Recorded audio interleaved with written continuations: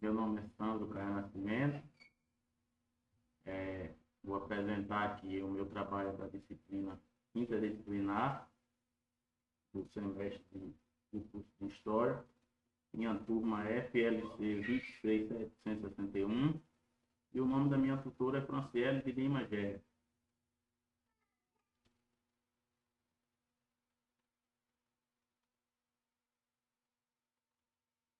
O título do meu trabalho foi Quais foram as consequências do golpe militar de 1964 no quadro político brasileiro.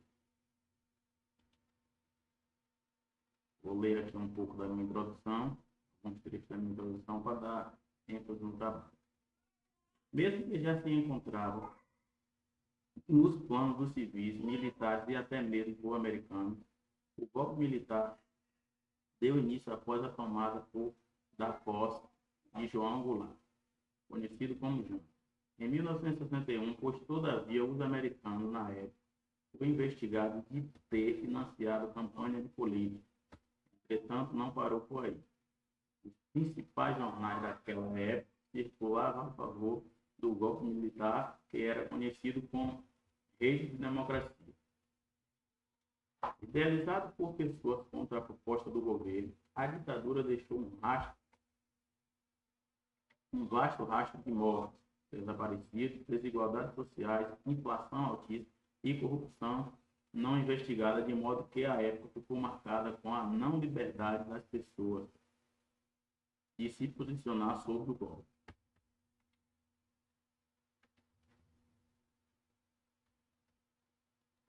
O período propriamente dito durou 21 anos, com poderes abusivos, causando grandes dores à população que até hoje se encontra má.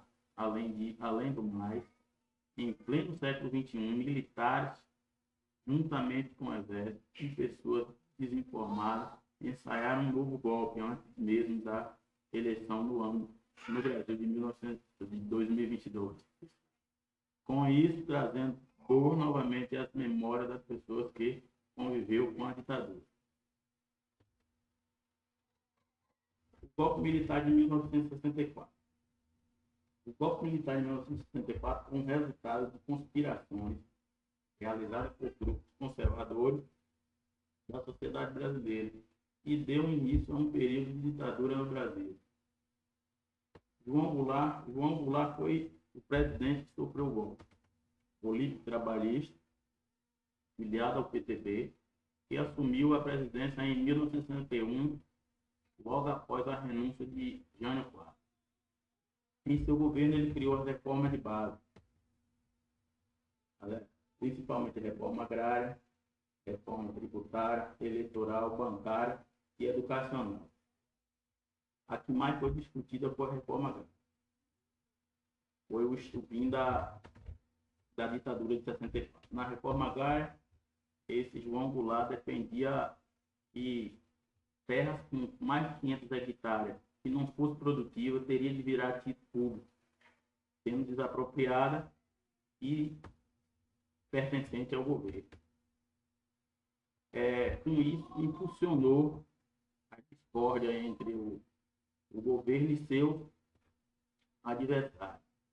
E logo os Estados Unidos, após a Guerra Fria, premia pelo governo congressista e reformista no Brasil.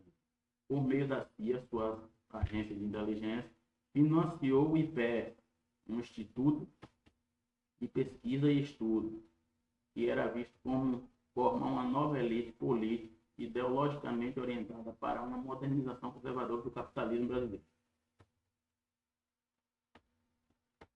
O plano do golpe. O plano do golpe foi uma mobilização de uma passeata com mais de 500 mil pessoas, cujo nome dessa passeata era a Marcha da Família com Deus e a Liberdade. Organizado pelo IPE, deixou bem clara a extensão do poder dos grupos golpistas e o temor das classes médias com a reforma e com os movimentos sociais que pipocavam pelo todo o país. E convida todas as mulheres brasileiras para participar da Marcha da Família com Deus e a Liberdade. Aqui a figura que foi no jornal da época, o convite das mulheres brasileiras com a Marcha da Família com Deus Liberta. Convida-se as mulheres de São Paulo, de todos os credos e todas as nacionalidades, para participarem da Marcha da Família com Deus e a Liberdade, que terá início às 16 horas do dia 19 de março, dia do padroeiro da família, saindo da Praça da República para a Praça da Sé.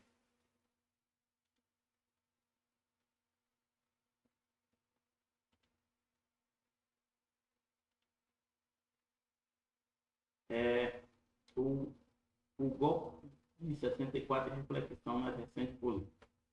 A reflexão que o golpe de 64 traz na recente política, a gente vê aí no dia a dia, na política contemporânea brasileira. Manifestantes do ex-presidente Jair Bolsonaro invadindo o Congresso, tentando dar o golpe.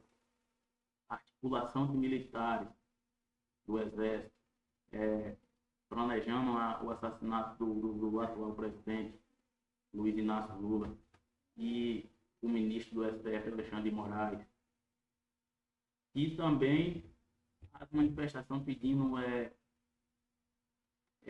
intervenção militar com ditadura e Bolsonaro no poder, ferindo assim aquelas pessoas que passou por todo aquele sofrimento bem no passado, trazendo para a política brasileira no atual.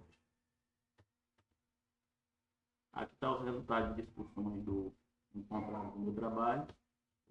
A ditadura militar foi um período na qual a sociedade foi proibida de se posicionar ao governo. Teve cassação de obras literárias e música, na qual o ditador entendia como letras musicais, poesia ou livro que estava se levantando contra ele. Nessa época, as universidades também sofreram consequências, passando a ser monitoradas por agentes do governo. Ficou conhecida como um dos maiores marcos dessa época, a tortura física e a psicológica. Ao analisar as figuras 1 e 2, podemos observar algo em comum entre elas. São convocações de modo a convencer a população a ir às ruas para o golpe. Nas imagens usa para